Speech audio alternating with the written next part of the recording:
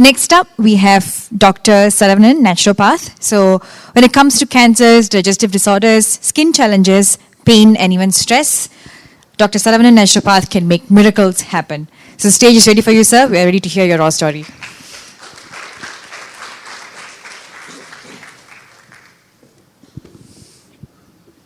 I want to retire as a pastry chef.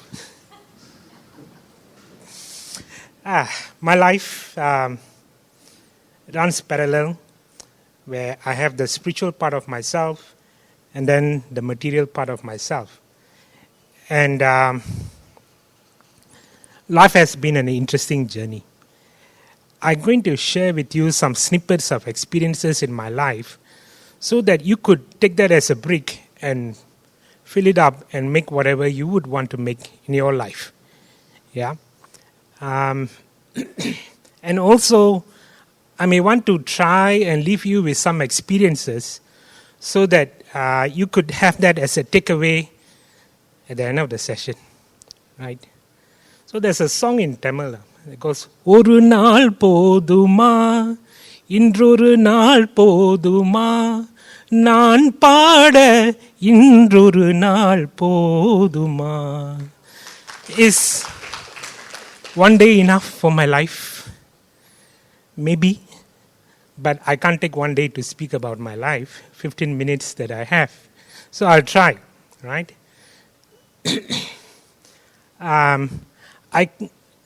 It's very interesting because universe has its own way of opening you up and preparing you. So I saw the Wednesday brochure on my table. It triggered a lot of memories in me. My life actually started full on when I was about 11 years old, and Wednesday has a very significant importance in my life. Wednesdays happen to be the most happiest days in my life. All the other days, I'll get a see me in my workbook, and when the see me is there, I'll go and stand in front of the teacher, and she will slap me. Monday, Tuesday, Thursday, and Friday. I became a devotee and ardent believer of God on Mondays, Tuesdays, Thursdays, and Fridays. Please, please, please, Lord Muruga, please help me. Let there be no see me in that notebook. And I'll step into the school. The book will be there on the table. Open it, see me. So, God, you fail me. Yeah, so I hated going to school, and it became a challenge. I'm not an academic, so you'll be wondering how I became a doctor. So there's one, at 11 years old, it started. At 12, I was doing my PSLE. I met my teacher, Mr. Peter, and I asked him, I have to sing this as a song also. When I was just a little boy, I asked my teacher, what would I be? Would I be an engineer? Would I be a doctor? Here's what he had to tell me. Oh, Saravanan, you will be a storeman or clerk. I don't see a bright spark in your life, so accept your fate and go by. So, when people tell me this kind of things, I make it happen. So, I remember my first job, because when I finished my O's, I had a little time. So I went and worked. I went to the National Productivity Board and applied for a job. And I didn't get the job. So I was rejected. 3 months out of work. And it becomes very stressful when you're 3 months out of work, no pocket money. Yeah. So I called up the National Productivity Board, and the first person who picked up from the HR side was Sally, and said, Sally, I said, ask her actually, who's this speaking to me? She said, Sally. I said, Sally, do you have a job? Anything I will do. She was quiet for a long time, and then she said, okay, come tomorrow. Okay. I went, I got a job as a storeman. Remember my teacher? Storeman. So I worked for 1 day as a storeman. And what happened? The Sally realized that I go missing because I love to talk to people.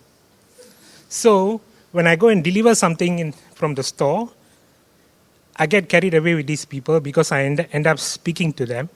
And then I'm not back in my store and they're wondering what's happening to him. So she came back to me the next day and said, I think you are not fit for a storeman. So, okay, what would you want me to do? We have a clerical position. Okay, so you can take on that. I say, in which department? In the events and management department. So I started as a clerk in the events and management department.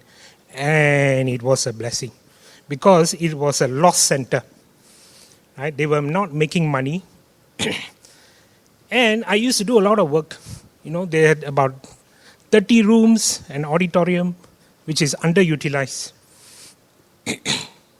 Then what I did was, I met this lady, and all my supervisors and the executives out there, they don't want to do the work. They don't want to book the rooms. They don't want to make it available. But this lady comes to me from the Life Underwriters Association and says, you know something, we couldn't get rooms. I know that you have plenty of rooms. Can you accommodate us? I said, well, okay, nobody's using the rooms in the afternoon, in the morning. Why not? Come. So I arranged. You see, in the government sector, they have this time slot of 4 hours. So morning 4 hours, afternoon 4 hours. But they need to use every 2 hours. So the rooms have got to be turned around. And guess what? It happens on a Wednesday. Yeah, they book the rooms on a Wednesday. They use for the whole day on Wednesday. And when that happened, it became a loss center to a profit center where within 6 months we generated $1.2 million. Yeah? And I resigned.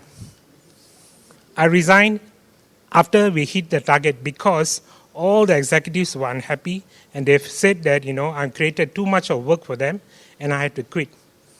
And it was in December, the month of December, where you get bonuses. So when I resigned, they asked me, why? Because I think I can do better. And the boss looked at me and said, yes, you can really do better. And I got called up for the national service. So I went, and I have a tradition of engineers in the family. But I'm not an academic. I didn't do well. So I do not know what to do. I was sent after my basic military training, I went to the Ordnance Engineering Institute.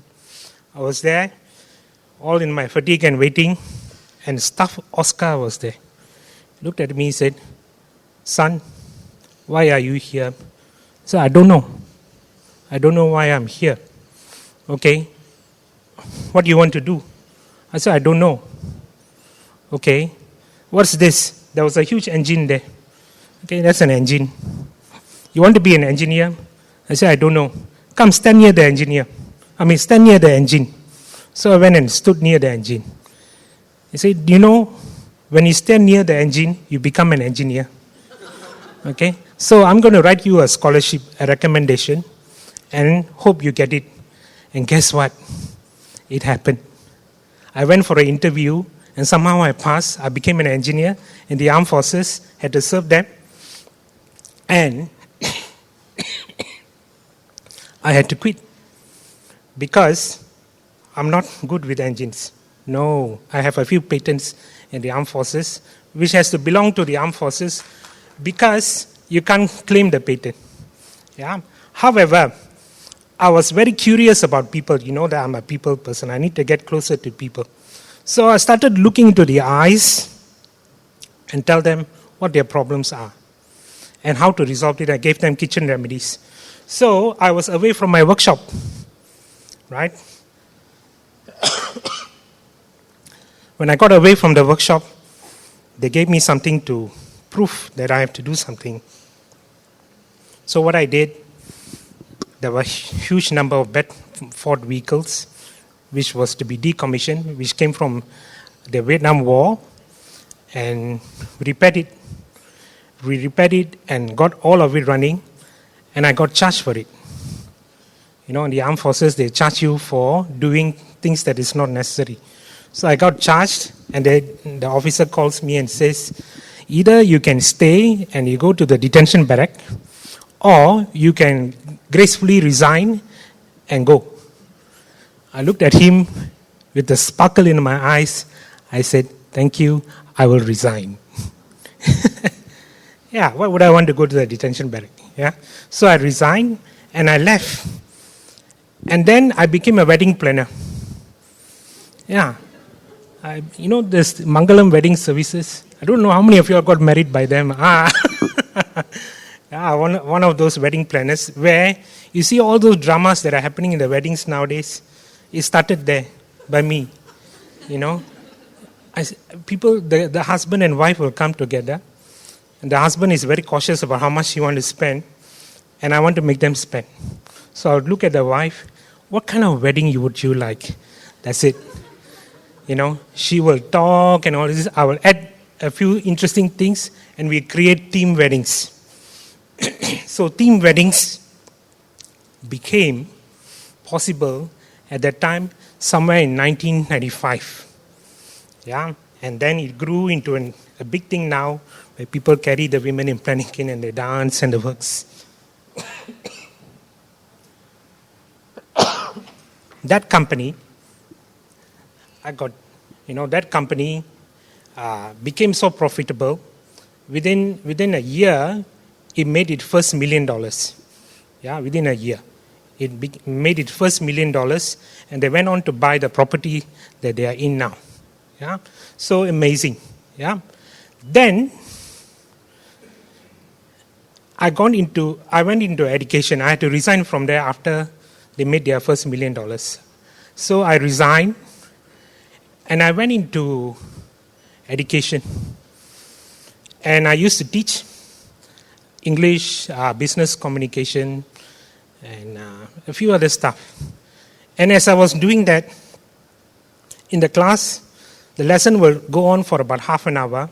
The next 30 minutes is looking into people's eyes, the students' eyes, and telling them what their problem is. Yeah? So something was calling me towards the healing art. But I had this impression that I must retire at 32. Yeah.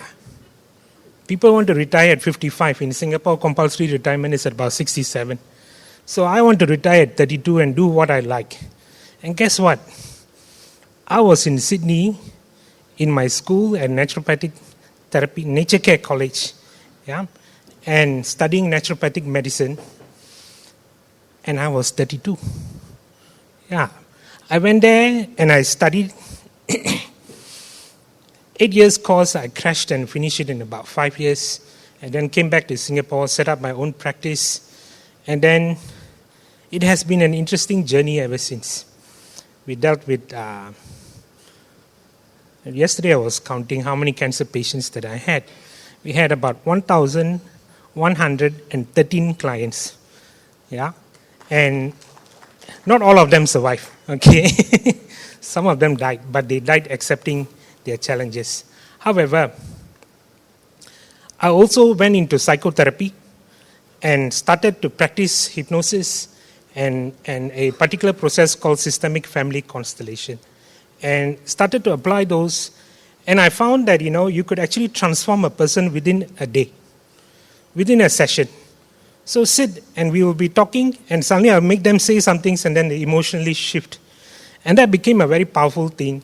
And I started to call it metaphysics, because I created a formula for this kind of work. I call it QFIT, Quantum Field Information Technique, right? So then comes the exposure to quantum techniques. And when it came to quantum techniques, I developed I'm into all kinds of things. So I started to create geometry, and geometry creates frequencies, right? And these frequencies are, in a way, uniquely measurable. And when I started to create this, I started to apply in materials. So you wear the material and you actually find that, it starts to heal you. You feel better. I started applying my supplements, and I prescribe. Instead of taking according to their weight and a huge number of supplements, they started to take a few, and they feel better. and they started to recover rapidly, and some of my clients are there, came here to support me today. Yeah, thank you. Yeah. However, along the way, you notice that, this whole journey has been a series of activities. It is because I wanted to explore who I am. Would I continue as a physician, as a psychotherapist? I may not. Because I find that all this work is actually temporary. Because it's like peeling the onion, and you will always have problems. We are people who are about 368 billion years of information. Each and every one of us.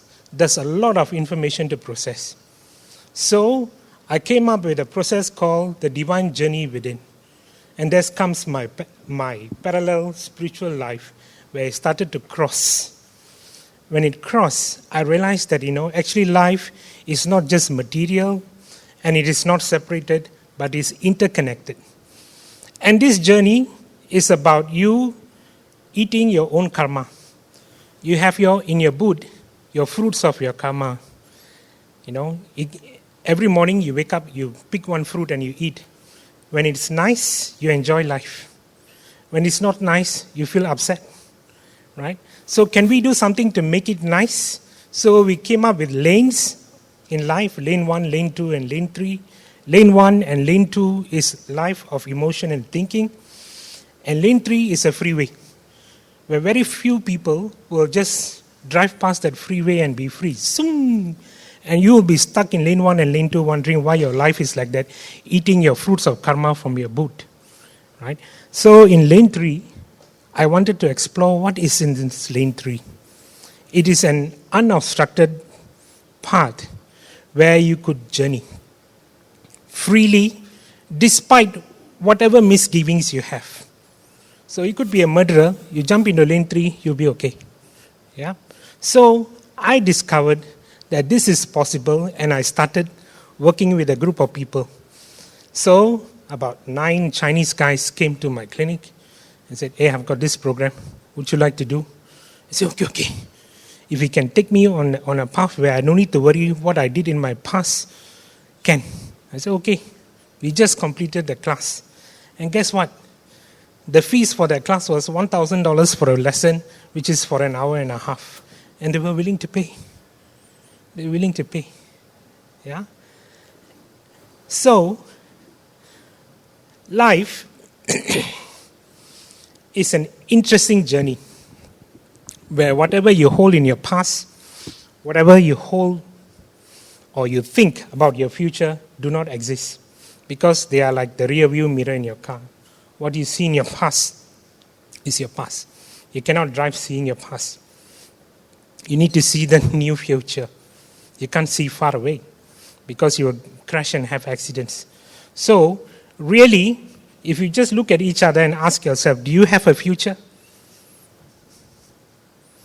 I would safely say, I don't have a future, but I have now. It is now that we can do. And the beautiful part is that we are celebrating this bricks, the raw stories with everyone.